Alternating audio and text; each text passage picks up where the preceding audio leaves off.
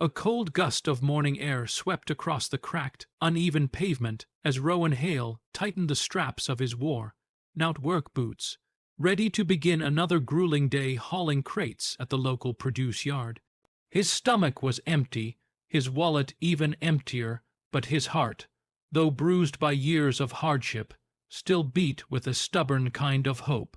He didn't know that by sunset, his entire world would shift because of two frightened twin girls standing alone by a dusty roadside, clutching each other as if life itself was trying to pull them apart. He didn't know that this single act of compassion, offered without hesitation, would alter not just his destiny, but theirs too. And he certainly didn't know that somewhere across town, a frantic millionaire father was searching for the only family he had left. If you believe kindness still matters and that everyone deserves a second chance, please take a moment to like, comment, share, and subscribe to Soul of Light right now.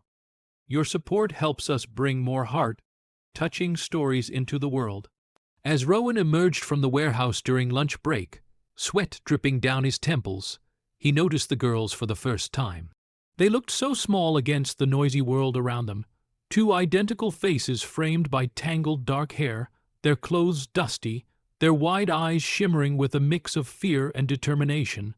Something in their expression tugged at Rowan's heart, not pity, but recognition. Recognition of what helplessness looks like when the world expects you to be strong. He approached them slowly, careful not to startle them. In the daylight, he could see the faint tremble in their hands, the way they scanned the crowd, as if searching for someone who wasn't coming. He asked where their parents were, but the girls, who introduced themselves as Mira and Soli, answered only with lowered eyes and soft, hesitant breaths. Rowan didn't press them. He knew what silence born of fear sounded like. It was the same silence that filled his home every night since his ex-wife had left, leaving him to raise their young son Caden alone. He understood that sometimes the truth was too heavy for children to carry. He bought them warm sandwiches with the few dollars he had planned to use for dinner, telling himself he wasn't hungry. When the shift ended, he found the twins still sitting exactly where he'd left them, as if they hadn't moved an inch. And maybe they hadn't. They looked exhausted, worn down by uncertainty. He couldn't leave them out there. Not when nightfall would bring cold winds and danger no child should face. He took a slow breath, knowing his tiny home barely had enough space for himself and Caden, but he also knew what kind of man he wanted to be. So Rowan brought them home. His small rental sat at the edge of town, the kind of place people drove past without noticing. The walls were thin, the heating unreliable, but it held the simple warmth of a life built by love and struggle. Caden greeted the twins with shy curiosity, offering them his favorite stuffed dinosaur as a gesture of welcome. Mira and Soline exchanged surprised glances, unused to such easy kindness. Rowan cooked a simple meal, noodles and canned vegetables, but the girls ate as if it were a feast laid out just for them. As he watched them, Rowan felt a quiet ache. He didn't know where they came from or why they were alone, but the way they tried not to take up space, not to be a burden, told him enough. When bedtime came, they insisted on sharing one small mattress, curling into each other like two halves of a single heart. Rowan lay awake long after the lights were off, listening to their uneven breathing through the thin walls. He couldn't shake the feeling that their presence was a blessing wrapped in mystery, something fragile and extraordinary. He didn't know what tomorrow would bring, but he was glad they were safe for at least one night. What he didn't know was that across the city, Aurelio Velt, the billionaire owner of Velt Innovations, was tearing his world apart searching for his daughters. The twins had vanished during a charity event after a security breach threw the venue into chaos. Aurelio, a man known for his sharp mind and iron-willed leadership, found himself unraveling at the edges. Wealth meant nothing when the two people he loved most were missing. At dawn, Rowan woke to the sound of Mira and Soline quietly folding the blankets they'd used, whispering to each other in gentle tones. They tried to help him prepare breakfast, eager to show their gratitude. Something about their behavior struck him. They were polite in an oddly formal way, as if raised in a world of expectations and etiquette. Unlike kids used to scarcity, they treated every small kindness with a reverence that broke his heart. Before Rowan could ask more questions, the sound of a car pulling up outside startled him. It wasn't the usual old trucks or neighborhood vehicles. This one was sleek, dark, and expensive enough to look out of place near his rusted mailbox. A man stepped out wearing a tailored coat and desperation in his eyes. Rowan felt tension rise in his chest. Had someone been looking for the girls? Aurelio approached the porch slowly, scanning Rowan's humble home with a mixture of fear and hope. When he finally saw the twins peeking from behind Rowan's leg, tears streamed down his face without warning. Mira and Soline cried out, rushing into their father's arms. It was a reunion so raw, so filled with relief, that even Rowan felt his throat tighten. Aurelio thanked Rowan repeatedly, his voice trembling. He listened as Rowan explained how he'd found the girls, how he'd simply done what he hoped anyone would do if Caden were ever in danger. Aurelio seemed deeply moved. He wasn't the arrogant, wealthy man people imagined. He was a father terrified of losing his children. Before leaving, Aurelio asked Rowan for his address and contact information. Rowan assumed it was for legal or safety purposes. He didn't expect anything more.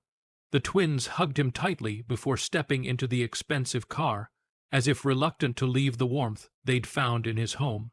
Life returned to its ordinary rhythm the next day, or as ordinary as Rowan's struggling life could be. Work was hard, bills were harder, and Caden grew out of his shoes faster than Rowan could afford new ones. He had no time to dwell on the encounter with the millionaire father.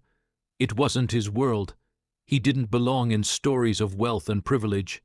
His task was to survive each day and give his son a better life, one moment at a time. But a week later, a letter arrived with a golden embossed seal. Rowan almost didn't open it, convinced it was something he couldn't possibly afford. Taxes, late fees, something that spelled trouble. Instead, it was an invitation written in elegant script, asking him to visit Velt Estate for a private meeting. His first instinct was fear. His second was confusion. Why would a man like Aurelio want to see him again? With Caden holding his hand, Rowan made the trip. The estate was breathtaking, with grand halls and gardens that looked like scenes from another world. Aurelio greeted him personally and escorted him into a sunlit study where the twins waited with shy smiles. They ran to Rowan with the same warmth they had shown him that night, genuine, grateful, hopeful. Aurelio explained that he had been searching for a way to thank Rowan properly. He offered financial support, job opportunities, and even a new home, things Rowan felt unworthy of. But Aurelio insisted. He told Rowan that kindness like his was rare, that money was worthless without people who reminded the world how love and humanity truly worked. At first, Rowan refused. He didn't want charity. But when he looked at Caden, who tugged gently on his sleeve with eyes full of dreams he couldn't afford, Rowan allowed himself to accept just one gift, a stable job Aurelio offered at the Velt Estate's logistics department. It was honest work, better pay, and enough stability to lift his family out of the cycle of struggle.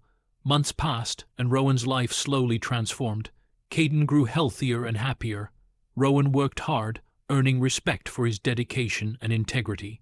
Mira and Soline often visited him, bringing laughter and brightness to every corner they touched. They considered Rowan part of the family now, a bond born from fate and compassion. And though Rowan never asked for anything in return, Aurelio made sure his generosity honored the dignity of the man who had saved his world. If this story has touched your heart, please don't forget to like, comment, share, and subscribe to Soul of Light. Your engagement helps us continue creating powerful stories that remind us of the good still alive in this world. Special request: please comment below with the words "Kindness Lives On" if this story moved you. In the end, Rowan realized that life had a way of surprising even the most weary souls. His single act of compassion had rippled outward, creating a bridge between two families who might never have met otherwise. And though he had once believed he lived an invisible life on the margins, Rowan discovered that true wealth wasn't measured by money, but by moments of courage, generosity, and human connection, moments that changed everything under the bright light of a brand new day.